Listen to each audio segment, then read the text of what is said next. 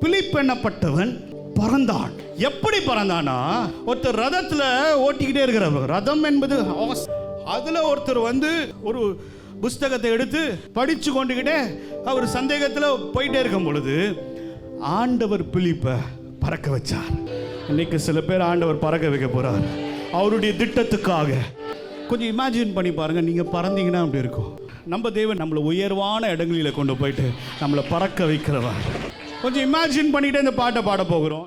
உங்களை குறித்து தாழ்வு மனப்பான்மையில் இருக்கிறீங்களே, எனக்கு இதெல்லாம் நடக்காது, நல்லா ஒன்றுமே கிடையாது அப்படின்னு சொல்கிறீங்க பார்த்தீங்களா? இந்த தாழ்வு மனப்பான்மை ஆண்டவர் பிரேக் பண்ணி இன்றைக்கு ஒரு பெரிய விடுதலையை ஆண்டவர் தரப்போகிறார். ஆமென். மேலே உயர